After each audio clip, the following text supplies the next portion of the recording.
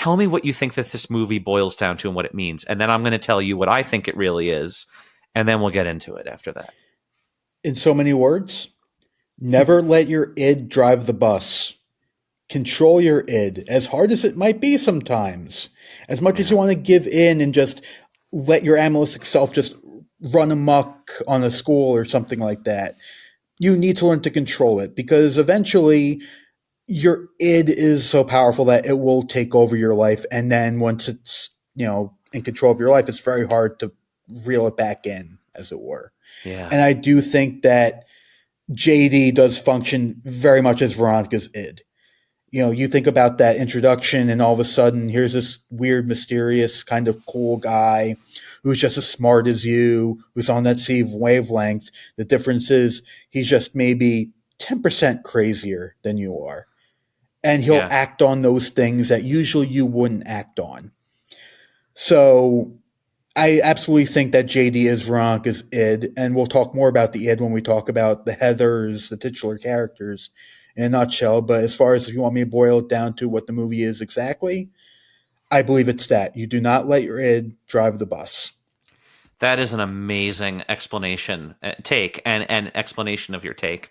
I think that's just like dead on. I think if you told Daniel Waters that that's what you got from this, the writer of the movie, the screenwriter, I think that he would just he would slowly hug you, and pull you in closely, maybe even a little caressing of that beautiful hair that you have, because the writing is so good, and it's so tight, and it's so meaningful, and it's so sardonic and funny, but powerful, that I think that sometimes it's difficult to see what you're talking about through all of these weeds of weirdness and craziness that makes up this movie. So yeah, I think that's amazing. I give you a virtual hug on behalf of Daniel Waters and Michael Lehman, the director. I think, Adam, I probably thought a little bit less psychologically like contained within a person's psyche for my take, and more of I think a little bit large and zoomed out. But I think that it's sort of I call it a look at limbo. You have Drive the Bus. I say this is a look at limbo. I think it's the in-between stages of life. This is the more literal thing. Those in-between stages of, high school, typical kind of after childhood, but before adulthood, right? But what the movie does is I think it takes that entertainment value, literal kind of landscape, and it extends it outward into commentating a lot about the limbo of civilized society, right? It's after where we are in society right now. It's after this medieval barbarism, right? But it's before cultural maturity that you could sort of define as, let's say, mutual respect, that kind of liberal compassion and selflessness. Right? It's not that, but it's also not absolute barbarism. It's somewhere in the middle, and because there's so much static and weirdness and strangeness and odd behavior that colors that space.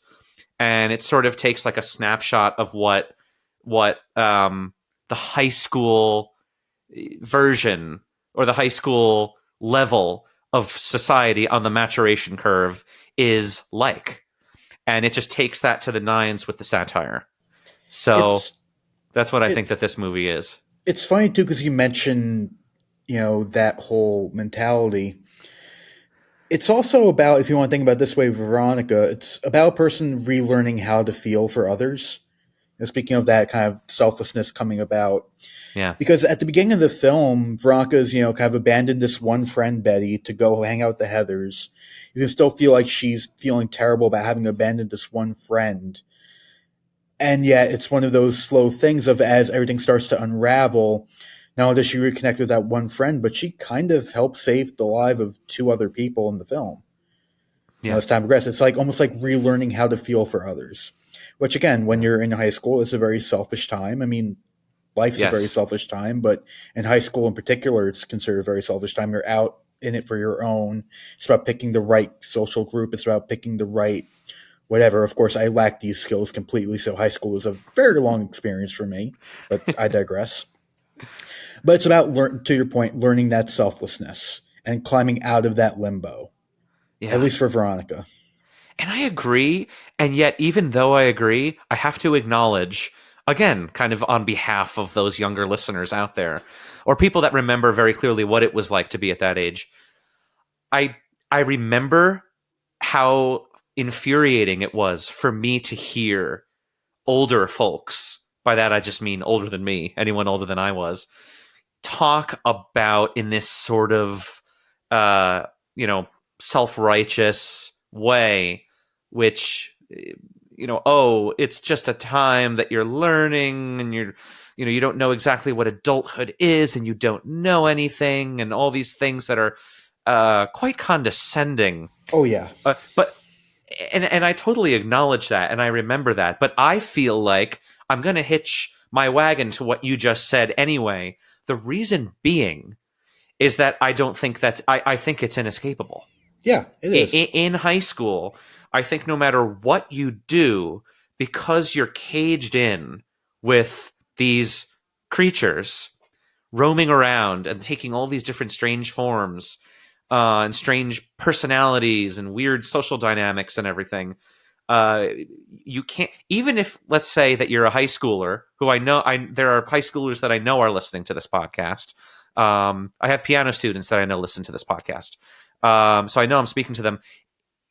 I think even if you listen to podcasts like Speaking Cinema and other podcasts that have guests that talk about intellectual things and things that are of a higher consciousness, and so so you're enlightened more than all of the folks that are roaming around and mindless slaves to whatever trend it is next, but you're above that because you're listening and reading and learning more than they are, and so on.